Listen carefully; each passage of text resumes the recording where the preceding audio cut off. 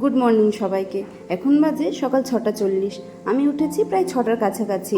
আর আজকের দিনটা আর অন্য দিনের থেকে একটু আলাদা ছিল আমার কাছে। তার কারণ হলো ছেলের জীবনে আজ একটি নতুন অধ্যায় শুরু হতে চলেছে।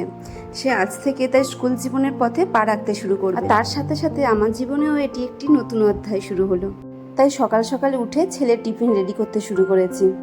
একদিকে যেমন স্কুল যাবে ভেবে আনন্দও হচ্ছে, তার সাথে সাথে একটু টেনশনও হচ্ছে, আর মনের মধ্যে একটু কষ্টও লাগছে। টেনশন হওয়ার কারণ হলো স্কুল পরিবেশটা একদমই আলাদা, ও নিজেকে সেখানে ঠিকভাবে মানিয়ে নিতে পারবে কি না সেটাই ভেবে। আর কষ্টটা হওয়ার কারণ হলো এই প্রথম ছেলে আমাকে ছেড়ে এতটা সময় একা কাটাবে, সাথে পরিবারের লোকজন কেউই থাকবে না।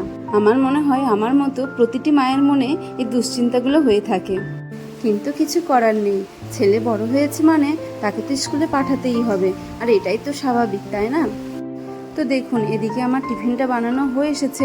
টিফিনগুলি বক্সে ভরে দিয়ে ছেলেকে ঘুম থেকে তুলতে যেতে হবে। আর আজকের ওকে টিফিনে দিলাম স্যান্ডউইচ, আলু দিয়ে মশলা ছাড়া, আর সাথে দিলাম কিছু ড্রাই ফ্রুটস। আর এদিকে সোনা উঠে পড়েছে, এবার ওকে রেডি করে দেবো।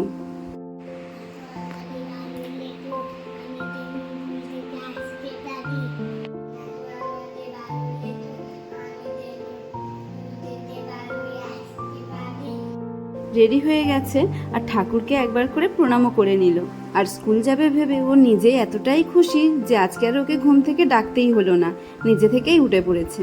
আর যেদিন ও প্রথম স্কুলে গেছিল সেদিন ছিল অ্যাক্টিভিটি ডে, সেজন্য সেদিন এই ড্রেসটা ওকে পরানো হয়েছিল। আর একটি কথা বলে রাখি, বছরের শুরু থেকে ওকে স্কুলে ভর্তি করা সম্ভব হয়নি, সেজন্য বছরের মাঝখানেই ওর অ্যাডমিশন করিয়ে দিয়েছিলাম। সেজন্য ও বছরের মাঝখান থেকে স্কুলে যাওয়া শুরু করেছে ঠিকই, তবে এর জন্য কোনো অসুবিধা হবে না, স্কুল থেকে আমাদেরকে বলে দিয়েছিল।